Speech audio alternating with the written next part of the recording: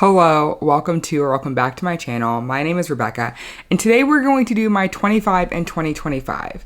Now, you may have seen a lot of these videos where people are doing books as their TBRs. I've decided that I'm going to do authors because for every single one of these authors on the list, I have 2 or 3 novels from them that I'm interested in, and because I'm a mood reader, I feel like this is my best way to set myself up for success. So these are the 25 authors I want to visit for the first time or revisit in the new year. First up, we have Tananarive Due. I have seen Tananarive Due's work everywhere for the last 5 or 6 years, honestly, maybe even longer. And I've always been intrigued, but for whatever reason, I just have not picked anything up from them. My most recent TBR edition from them was The Reformatory. This is a story of a boy who, in defending his sister, fights against the most powerful white family in their town and ends up going to a reformatory for boys, which honestly seems like it might just be slave labor of black boys and just general imprisonment. And there's also, I think, a speculative aspect to it. It seems like it might be kind of heavy, but I'm just really interested in it. I'm also interested in The Good House from them as well. This is a story of a woman who returns to her family's ancestral home after the passing of her son, and she's trying to find out exactly what happened to her son, and some other weird things are going on. Again, more of a speculative nature. Those are the 2 that call out to me most, so that's what I'm hoping to read from Tananarive Due in 2025. After that, we have Percival Everett, who has had a blockbuster year with his film adaptation of Erasure. I forget what the actual title of the film is. It's not called Erasure, but that's the text it's based off of. And then releasing James and winning freaking every award for that. That man has had a year, and I really want to dive into his work. Erasure actually is the first work from him that I saw that I was like, oh, no, I'm very interested in this. And it's his critique on the publishing industry and media in general and racial politics and things like that. And then I also am, of course, interested in James. I had to read The Adventures of Huckleberry Finn in high school, and getting to see it from James's perspective in a reworked fashion is going to be great because that original reading experience was kind of mid. It was not great. Don't recommend. I also love that he wrote it in such a way that you do not have to reread the original text. You can just dive right in, and that is very important to me. Okay, next up is Silvia Moreno-Garcia. This woman has so many books. I don't know where to start, and I'm just going to have to just dive in at some point. She has things like Gods of Jade and Shadow, which I believe is a YA fantasy story. The Beautiful Ones, I believe, is also a YA fantasy. And then we have Mexican Gothic, which is a haunted house kind of story. And then there's Silver Nitrate, which is also horror. And then The Bewitching comes out in 2025, which also looks like it's horror. I love how much range Silvia Moreno-Garcia has, and I would like to get into it. I would like to become a part of the party, and I'm going to. It's going to happen. It's finally going to happen in 2025. I'm going to read one of her books. And those are the only 4 or 5 that I've just off the top of my head go, oh, I know those are on my TBR. But I want to say she has 16 or 17 titles. The woman is always writing. Okay, this next one just feels like a general sin that I haven't read from them yet, but I'm intimidated, okay? Let me be intimidated a little bit. Octavia E. Butler. Parable of the Sower just feels like I'm going to read the horror story that is America in 2024 because it's set now and it was written 60 years ago. And the painful accuracy of that book just continues to come to fruition. And I think I'm just going to do it to myself. I think I am. But then there's also Dawn and Wild Seed, which are a little less on the nose for our current political situation, but were ahead of their time when they were written. And I would like to dive into both of those series. Those are both the first books in their corresponding series. I also would love to take a trip back into historical romance in 2025. I read a few this year, but 2023 and 2022, I really popped off in historical fiction, okay? I think I read almost every Lisa Kleypas title there was, Tessa Dare, the Celestial Mechanics books, whose series name I can't think of, but I'll put a picture of them here. But I have not read from Queen Beverly Jenkins, and that feels like a sin. So we're going to fix that this year. I don't know which one it's going to be. It's probably going to be Indigo or Rebel, I think, because those are the 2 that I see most frequently and most readily available at my library through Libby, which is my favorite way to dive into historical romances audiobooks. But she has so many titles, so I know I can't go wrong. I just need to make sure I am not mix-matching series, I think. I think I need to like complete them and then move on to the next one rather than, you know, dipping in and out. Because I made that mistake with Lisa Kleypas. And for the most part, hers are not reliant one after the other.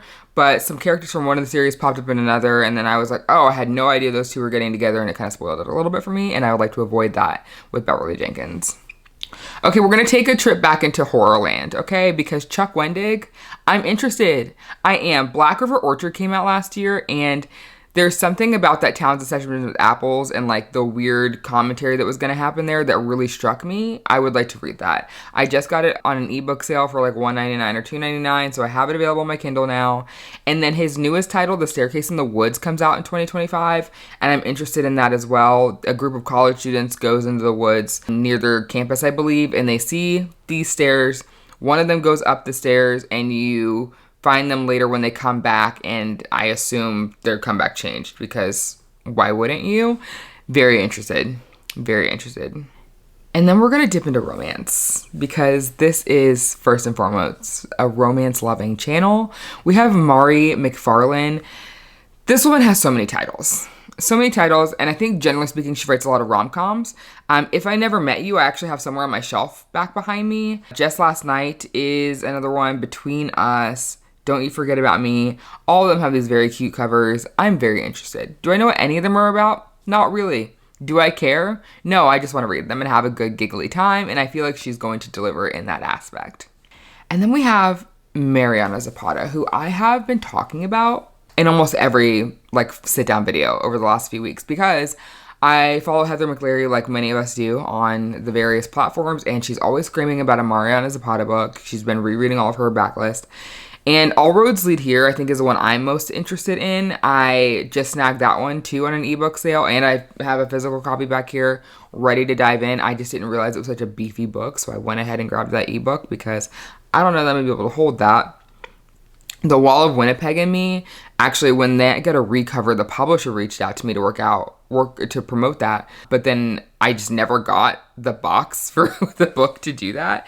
It was a total accident, and then they emailed back, they're like, we're so sorry, here's an e-copy of those, that way you can still read it, and I still have that on my Kindle, and I just haven't read it yet, so I want to. Mariana Zapata is known for slow burn sports romances or just romances in general, because like All Roads Lead Here, I don't think there's anything sporty there, but I think Rhodes is a park ranger, maybe. He does something in like a national forest situation. But like The Wall of Winnipeg and Me is based on football. From Lukov with Love, I think, is hockey. And then Wait For It, I don't know what that one's about. I just know that they're all slow burn.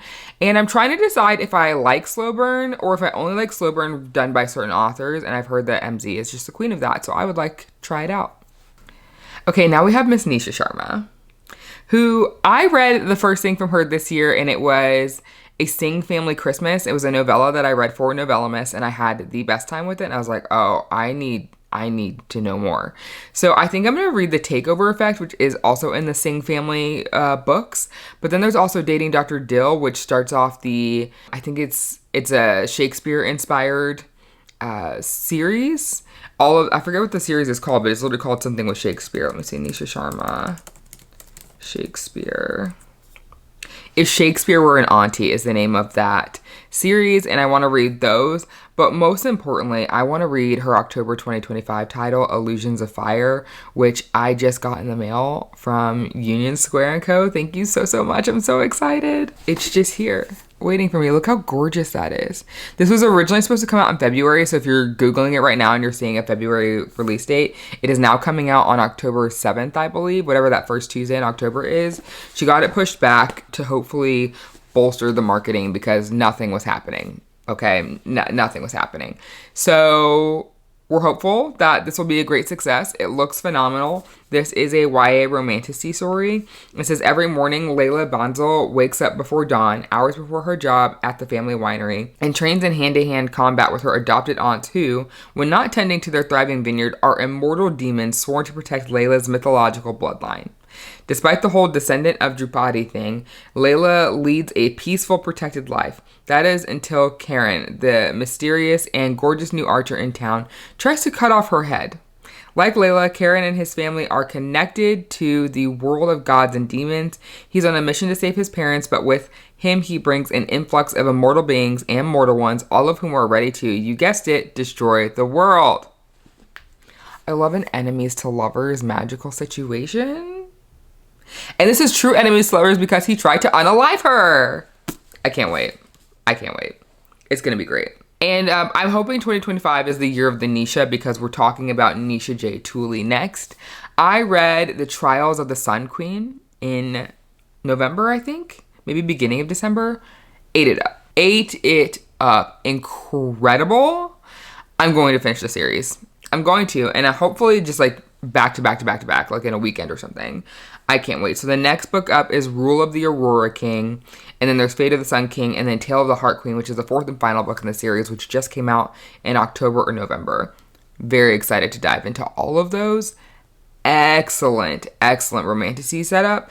What I like is that this is the kind of romantasy where before we really had the romantasy category, if you will, like as a label the way we do now, it's the kind of fantasy that has a really strong setup. Like book one, you think she's gonna fall in love with someone. You never trust the first love interest in the series. Never. So we have gone through that. But what I like about it is it set up so much in the general politics of the world that now when we go into books 2, 3, and 4, I expect to have a lot of the relational parts show up. Not only between her and whoever she's going to fall in love with, but more of the political intrigue and things like that. But there was such good setup in book one. I so appreciated it, and it was not a boring book one. It wasn't. It literally starts out with "Bitch stole my soap" as the first line. And honestly, it was off to the races from there. Okay, so next up is Charlotte McConaughey. Now, Charlotte McConaughey has written a variation of different books. Migrations comes to mind. Once There Were Wolves, which I believe is I always want to say that it's like a cult-based thing, but it's not. That's not the same author. That one's the one that's set in the Scottish Highlands. Once We Were Wolves. I have heard nothing but good things about her work. She writes a lot of kind of domestic fiction with, I don't know if there's always a speculative nature to it, but sometimes it's like approachable literary fiction, I guess is what I would call it. Like Migrations is about a woman who literally is in Antarctica. Like, what? What do you mean you're hanging out in Antarctica? There's crime. It says an impulsive and passionate marriage. A daughter's yearning search for her mother. Sounds great. Those are all things I can get behind. And then she has a new one in 2025 coming out called Wild Dark Shore. It says Dominic Salt and his 3 children are caretakers of Shearwater, a tiny island not far from Antarctica. Home to the world's largest seed bank, Shearwater was once full of researchers, but with sea levels rising, the Salts are now its final inhabitants. Until, during the worst storm the island has ever seen, a woman mysteriously washes ashore. Isolation has taken its toll on the Salts, but as they nurse the woman Rowan back to strength, it begins to feel like she might just be what they need. Rowan, long accustomed to protecting herself, starts imagining a future where she could belong to someone again. But Rowan isn't telling the whole truth about why she set out for Shearwater. And when she discovers sabotaged radios and freshly dug grave, she realizes Dominic is keeping his own secrets. As the storms on Shearwater gather force, they almost decide if they can trust each other enough to protect the precious seeds in their care before it's too late. And if they can finally put the tragedies of the past behind them to create new together. Let's go. That sounds like chaos incarnate. That's coming from Flatiron Books in March 4th. So that's going to be a grand old time. And then we have Tarah DeWitt. I have been following Miss Tarah DeWitt on Threads for the last few months. That woman will post the most unhinged, emotionally hurtful shit. She did, like, there was this thing with the dog the other day, and I was like, God damn it, Tarah. Like, you got me crying in the club. And the club is my desk at work. She gets me. Now, I have seen her titles around, and for the longest time, I wasn't really a second chance or like distant friends to lovers enjoyer, but now I am. I'm a different kind of reader than when I first discovered Tarah DeWitt, and I feel like that's going to work in my favor because what I'm most excited for is her 2025 release, Left of Forever. This couple drops their kid off at college. They've been divorced for a while. And they're driving back, I think, through the redwoods maybe. Like, there's definitely taking the scenic route back home. And they're falling in love all over again on their drive back home. She posted this 1.5-page preview of this man talking about how the smells are the worst. He's like, because unlike places where you can avoid them or you can take different routes to get somewhere, smells hit you and assault your memory without your permission. The yearning in those pages alone, it was 1.5 pages. And I am chomping at the bars of my enclosure. Chomping at the bars of my enclosure. I need it. I need it real bad. And it doesn't come out, I think, until like July maybe. So what I'm going to do is read Funny Feelings and Savor It and The Co-op while I wait. Because I need them. I need them real bad. I actually think Savor It might be the first book in that series. Like, I think it's interconnected standalones. Because the cover art and title typeface are very similar for those books. I did not put these in any kind of genre order. We're about to go through a slew of horror, thriller, mystery authors. So Stephen Graham Jones. I have had him loosely on my TBR for a while because in 2021, I think, I read Tender is the Flesh. And I was like, oh, maybe I like horror. Maybe I want to be a part of the Horror Girlies Club. Maybe I do. And Stephen Graham Jones just feels like an approachable place to start. I also like, maybe not say horror based in folklore because I haven't read it, but stories based in folklore of real people. And I don't know what tribe Stephen Graham Jones belongs to, but I do know he's indigenous and he uses a lot of that in his stories. His first big book on the book side of the internet was The Only Good Indians. I don't think that was his debut novel. I just think that was the one that like popped off, if you will. It's called The Only Good Indian, so obviously it's about some native folks. And then there's My Heart is a Chainsaw, which I think that one might be about a girl who's obsessed with with slasher movies. She's a teenager. Not to be confused with I Was a Teenage Slasher, which just came out this year. And that one follows a group of teens in a West Texas town. I live in Texas, so that setting feels a little familiar to me. I don't live in that area, but I am familiar. And something about a group of teens running around trying to save themselves from a serial killer in town sounds wild and like it would be a really good time. And then he has The Buffalo Hunter coming out on March 18th. I have no idea what this is about. The cover looks gorgeous. It looks intriguing. It looks like a good time. Okay, Han Kang. Han Kang's a Nobel Prize winner. I actually tried to read Human Acts a while back, and it was just the right book, wrong time situation. And my Libby hole got yanked, and so I want to try that again. I also would like to try The Vegetarian. And then she's a new book coming out January 21st called We Do Not Part, which, what a strong title. We Do Not Part. This is Korean history. Han Kang writes in, I think she writes in Korean, and then her work is translated into English. And I would love to read more translated fiction this year.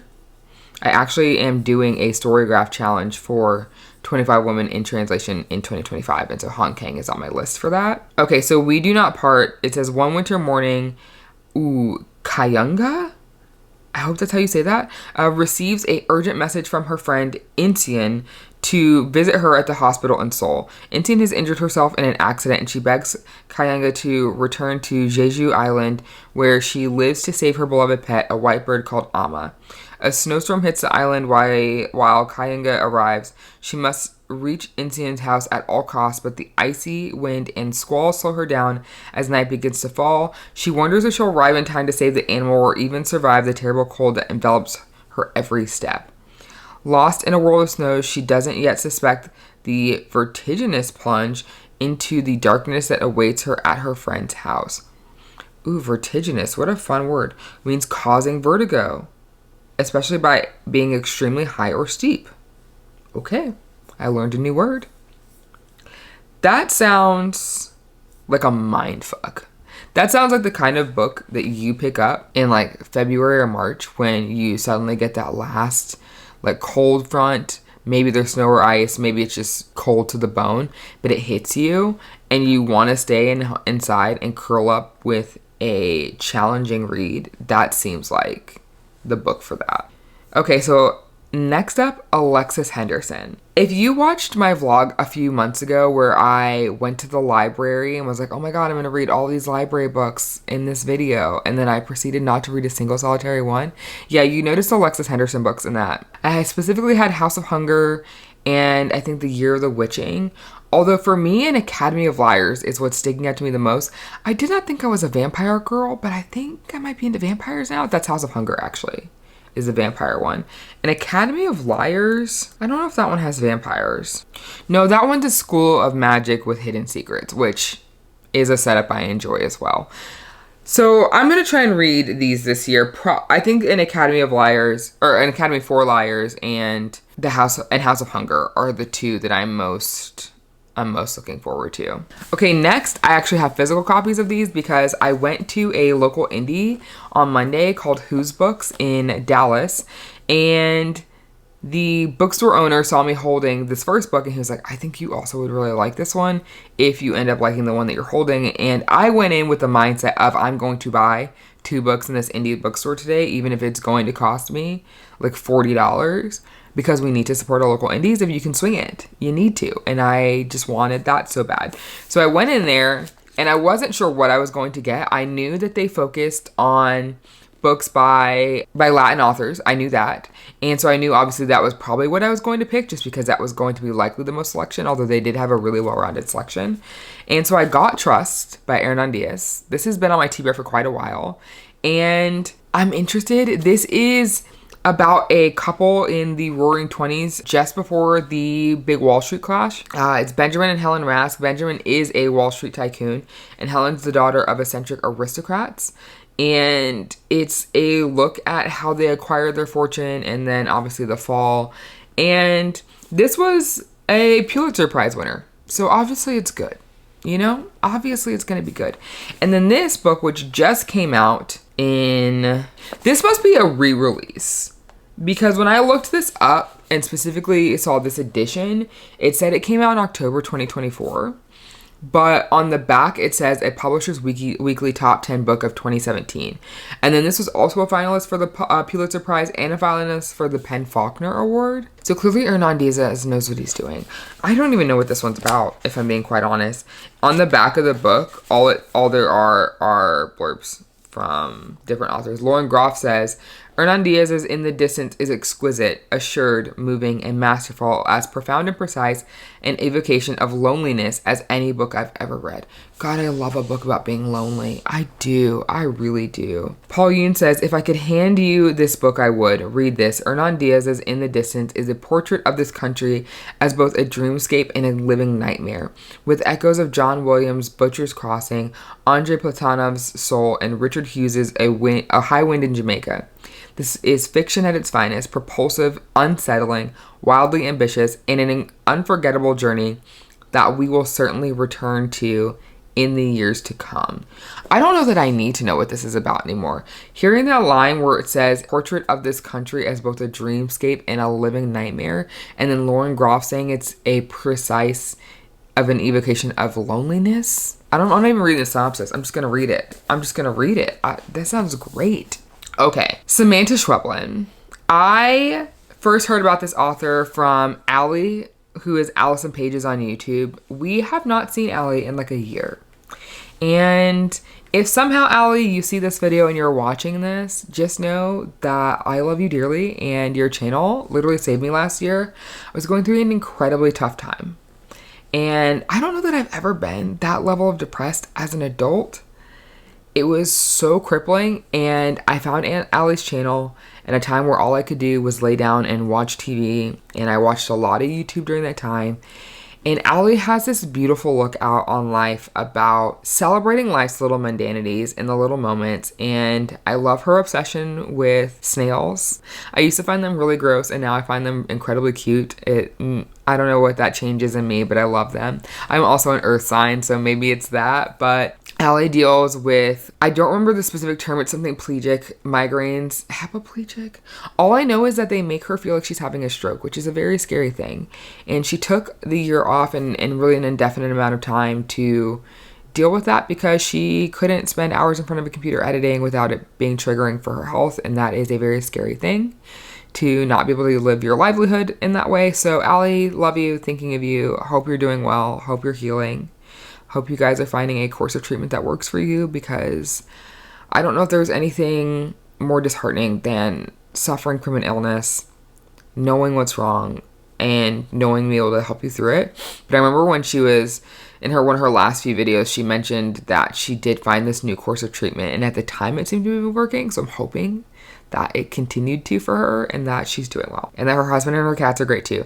If you haven't watched Allie's pitch channel, you should go watch it. She's a literal ray of sunshine. A literal ray of sunshine. So Samantha Schweblin.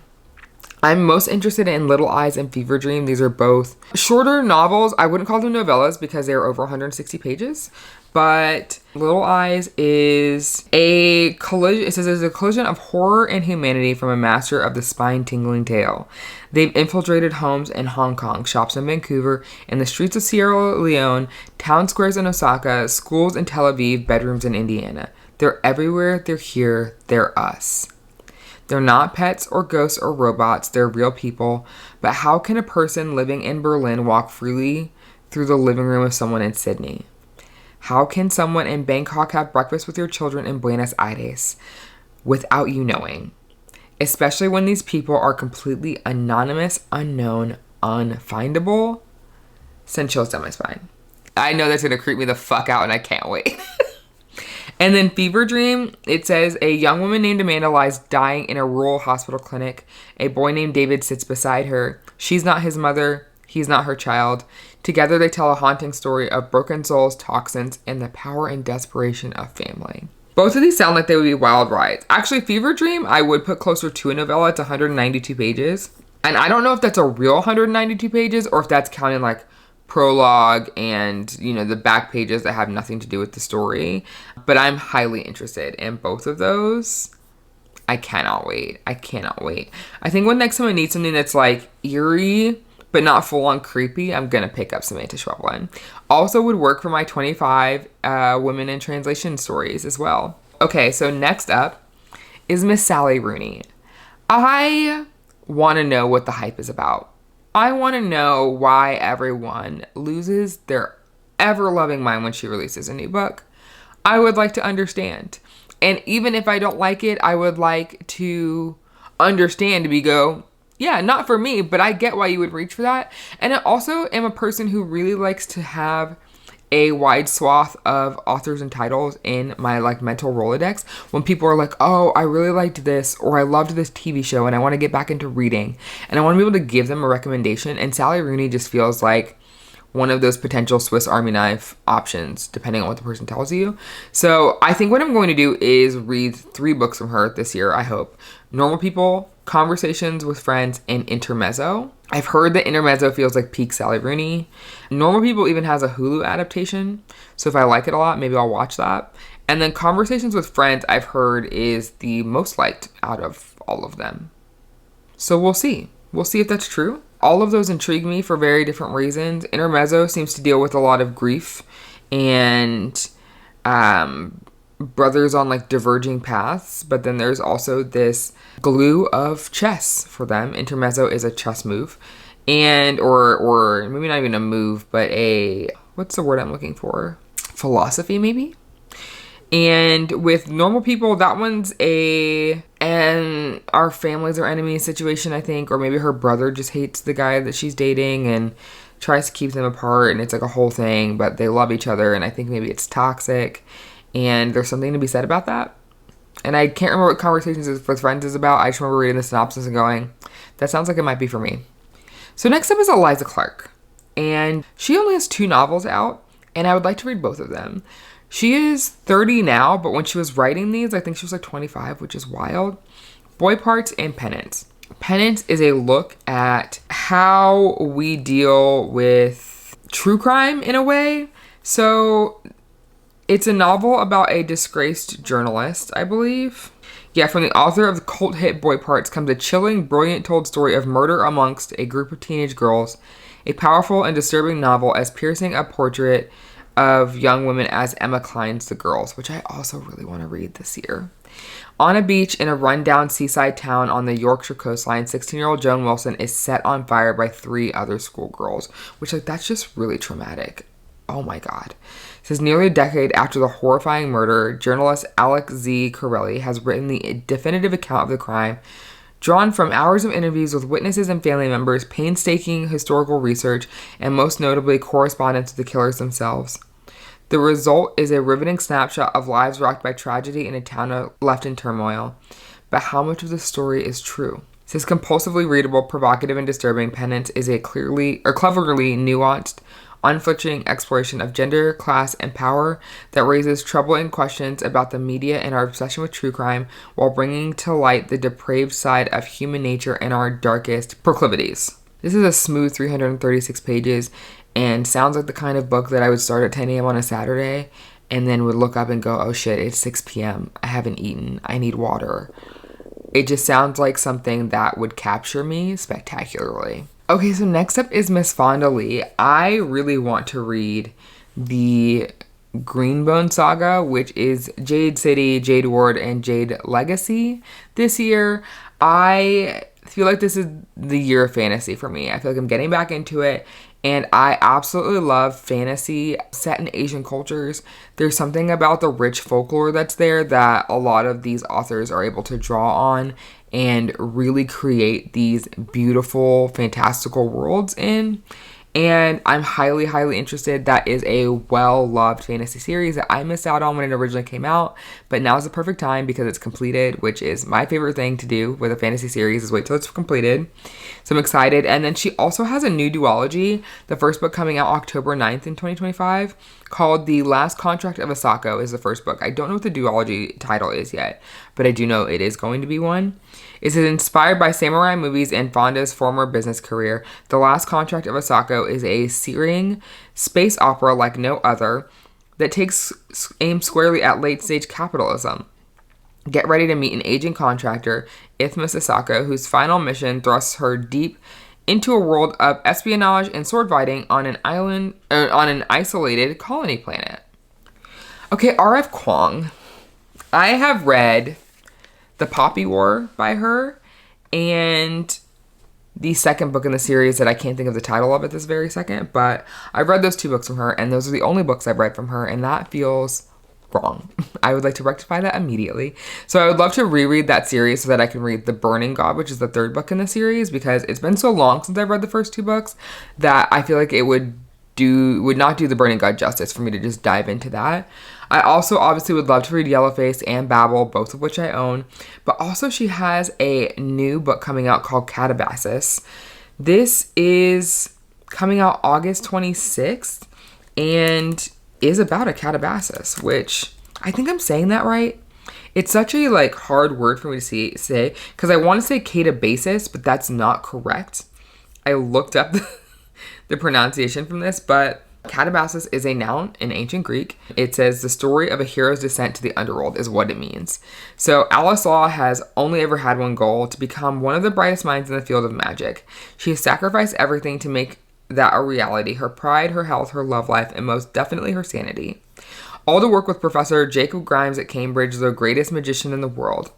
That is, until he dies in a magical accident that could possibly be her fault. Grimes is now in hell, and she's going in after him because his recommendation could hold her very future in his now incorporeal hands, and even death is not going to stop the pursuit of her dreams. Wild. Nor will the fact that her rival, Peter Murdoch, has come to the very same conclusion. With nothing but the tales of Orpheus and Dante to guide them, enough chalk to draw the pentagrams necessary for their spells, and the burning desire to make all the academic trauma mean anything, they set off across hell to save a man they don't even like. But hell is not like the storybook says. Magic isn't always the answer, and there's something in Alice and Peter's past that could forge them into the perfect allies or lead to their doom. This comes out August 26th from Harper Voyager and is a smooth 560 pages of pure adventure, and I cannot wait. I'm going to beg Harper Voyager for a copy of this. I absolutely am, with absolutely no remorse. in my groveling because my God, that sounds incredible. Absolutely incredible. I can't wait. Okay, taking it in a very different direction, I would like to read Claire Lombardo this year. She wrote The Most Fun We Ever Had and Same As It Ever Was. Most Fun We Ever Had came out in 2019 and made the Reese's Book Club circuit and I think a couple of other ones. It was a huge deal when it came out. It says, in this rich, complex family saga full of long-buried family secrets, Marilyn Connolly and David Sorensen fall in love in the 1970s. Blithely ignorant of all that awaits them. But by 2016, they have 4 radically different daughters, each in a state of unrest. Wendy, widowed young, soothes herself with booze and younger men. Violet, a litigator turned a stay-at-home mom, battles anxiety and self-doubt. Liza, a neurotic and newly tenured professor, finds herself pregnant with a baby she's not sure she wants by a man she's not sure she loves. And Grace, the dawdling youngest daughter, believes, living a lie that no one in her family even suspects. With the unexpected arrival of young Jonah Bent, a child placed for adoption by one of the daughters 15 years before, the Sorensens will be forced to reckon with the rich and varied tapestry of their past as they grapple with years marred by adolescent angst, infidelity, and resentment. They also find the transcendent moments of joy that make everything else worthwhile. The book is 624 pages. That's the Kindle edition. If I hit paperback, it still says 640 pages. Oh my God.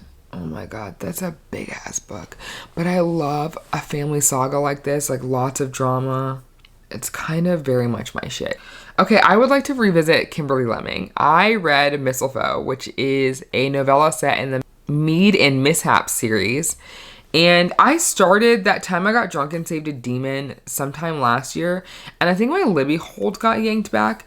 But also at the time, I wasn't really in tune with the just tone and vibe of Kimberly Lemming's writing. But after reading Mistletoe and that being such a shorter commitment, I realized I really enjoy her writing style. So I really want to read the Mead Mishaps series. So book 1 is That Time I Got Drunk and Saved a Demon. Book 2 is That Time I Got Drunk and Saved a Human. And book 3 is That Time I Got Drunk and Yeeted a Love Potion at a Werewolf.